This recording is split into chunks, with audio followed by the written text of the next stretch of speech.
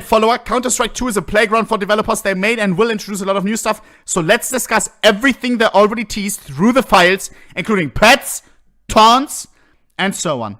GabenFollower, let's do it. Limited testing of Counter-Strike 2 started more than 2 months ago, and since then These are not just rumors. GabenFollower is a guy who looks at the code every time Valve releases an update, and these have all been found in the game files.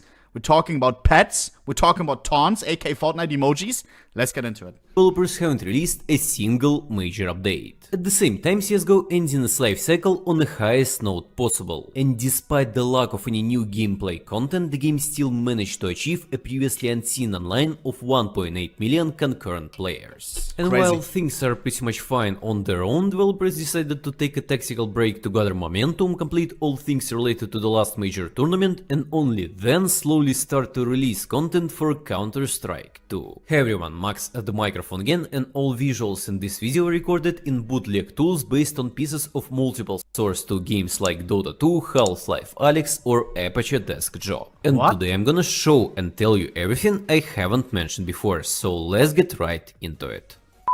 Get 5 free bucks for just trading your CSGO items on my code down below. One of the oldest things that continues to regularly appear and which has popped up again in CS2 are taunts. And it's not just a small mention in the code, it's almost ready to use first person and third person character animations. It's important to note that these animations are a mix of completely different types of taunts. Some, for example, are integrated into weapon fists or like hands from Danger Zone mode. So supposedly Modular! these first-person taunts can only be used there. But in the earliest version of CS2, when you force the game to drop the knife, it will automatically give you weapon fists. And after the community noticed this on Twitter, developers immediately cut out this feature. But if you will take a look directly into the game code, we can prove that fists are in fact closely related to the first-person taunts. Apparently, the developers just spawned it for a short period of time while it plays the taunt animation and then instantly remove it. All of the other taunts are third person and work a little bit differently. You press a certain button, the camera switches from first person to third person, the character does some simple action like clapping or like saluting, and then returns to its original position. What does that remind me of? That reminds me of a game that I played, where you just stop doing anything. TF2? I swear I've played a game myself where it does that. You hit the taunt button and it just stops doing what you're doing. Ah! League of Legends! Or, when you hit the taunts in League of Legends, it also stops everything, no? Oh, fuck, maybe I shouldn't have said it. Oh, I just kind of like, oh, that's cringe. I don't play League of... A friend told me. If a friend messaged me, he's watching the video, he's watching my stream right now. He said League of Legends, reminds him of League of Legends. That's interesting, but cringe. It is important to note that all of these animations start and end while the character is holding an actual weapon in hand. So it certainly has nothing to do with the team introduction or end screen after or in the beginning of the match. Not to mention completely different namings in the animation sequences for taunts. In total, there are 10 of them. 3 for CT, 3 for T, and 4 neutral. These are in the game files already? I thought they were like modded or something. Those look kinda wonky, no? Ones.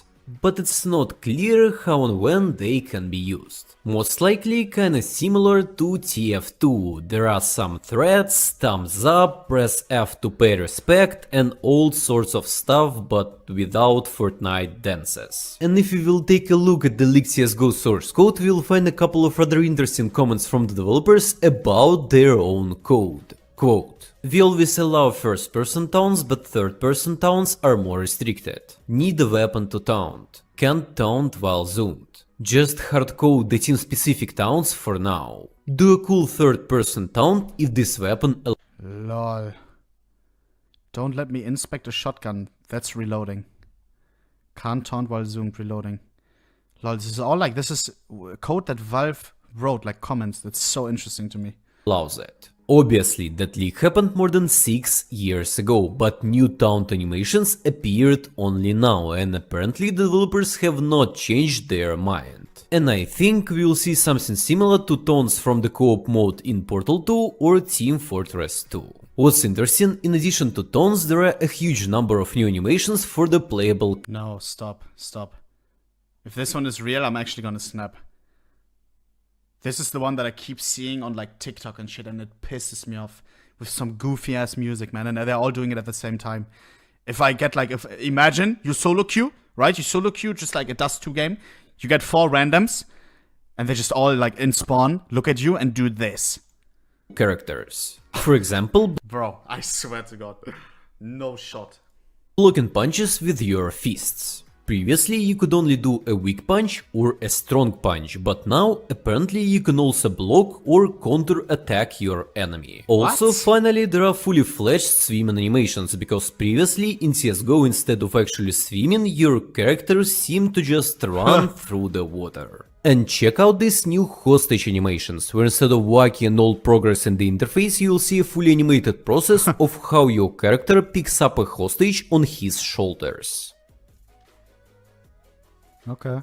And to wrap it up, let's talk about tons of scripted or more like dramatically staged, eye-catching player death animations. So the actors perform dozens. So I'm also wondering now, we talk about like a bunch of different taunts and everything, right?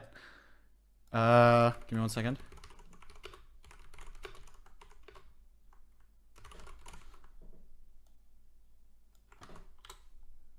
Let me change title. Boom. Lots of different taunt animations, lots of different like emotes and everything. I wonder if it will be a classic CSGO, aka you maybe unbox them or you maybe have to buy them. I wonder how that will be, you know, or if they're free for everyone. If there will be rare taunts, legendary taunts, imagine.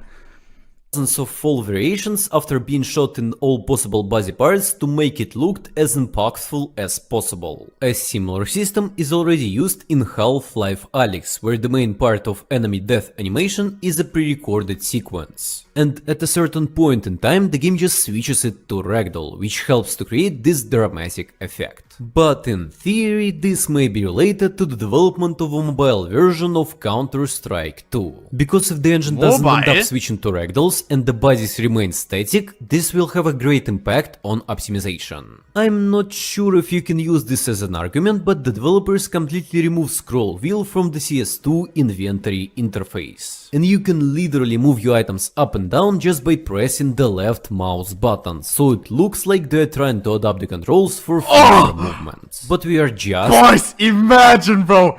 Instead of playing Clash Royale on the toilet on your phone, some revolver cases, just like that. Some Stockholm capsules, some Paris Champions cap. Oh my god, bro! Yes! I say yes! Oh my god, bro. Imagine. Mobile CSGO. Hearthstone is a full-fledged PC game. They brought out mobile and it's great. You can play, you can open packs. It works great as a mobile game. CSGO, the game itself, how would it work? If you play ranked, is there a different ranked system? Or is it just to open cases? It may just be for the hobby, right? Because you, you all of a sudden you queue Dust 2 ranked, and then you have 4 people that are playing on a fucking phone with touchpad? No shot. It may just be for the hobby, where you just like can open cases and like apply stickers. I'll take it. Getting started. My viewer William looked in the material system of Source 2 and suddenly discovered that there is a check to run a mobile version. And there is an option to switch graphics settings from personal computers to a configuration for phones. It is important to note that all this stuff is missing. FIFA has that, where the only thing you can do is like open packs. Oh my god, bro. From all Source 2 games besides Dota and new CS, so it's definitely not intended for any other projects that came out before. Apparently versions for iOS and Android should use their own shaders based on Vulkan, which once again confirms the intentional steps towards proper optimization for mobile devices. And let's not forget this info from one of my recent videos. In addition, such a major change may be related to the future port of CS2 to mobile phones. About a year ago, there were rumors that developers were planning to make an iOS and Android version of the game. I've covered this many times in my videos, and in addition to the rumors, there were also actual strings that confirmed that info. These include mentions of new platforms and payment providers like Google Play and App Store. My but God. more interestingly, the game info file Oh for my Counter-Strike god, bro. Buying some revolver keys through fucking Google Play? Chat, no shot. No shot. 2 mentions configs for other platforms, and the only available option is connected with mobile devices. Bro. Apparently, while developing Counter-Strike 2, the developers decided to revisit some early ideas from the original game. Unless you don't know, in the earliest official CSGO concept arts, one of the options for cosmetic items was clothing, and in CS2 files there was once again a mention of 6 slots for wearables. Similar character customization system has already been implemented in another official licensed game called Counter-Strike Online 2, which was developed under the hood of Valve and released in 2013 exclusively for Asian market. And since Valve is constantly reusing Ha! Miu cat ears. Why don't we have that? ideas from their old games, I would not be surprised if in the future we will see a full-fledged clothing system in CS2 as well. Just take a look. Oh, look at those gloves and everything. Lul. China gloves. Ancient rings. Horse gloves. Autumn gloves. Damn, this kind of looks like Snakebite. As well. Just take a look. Here is original concept of the character. Here is a model that was added to the Asian version several years later. And here is CSGO's version that was added. Bro! Bro, hello! Come on, man. In one of the recent operations. And there are quite a few such examples. I think that developers will literally take the idea from Counter-Strike Online 2 and bring it to CS2, because it's not that hard to make a couple of agents customizable. And hats or... What? It's not that hard to make a couple of agents customizable. What? And hats or other wearable parts don't have to be flashy or cringy. They can be done in mind with a team or specific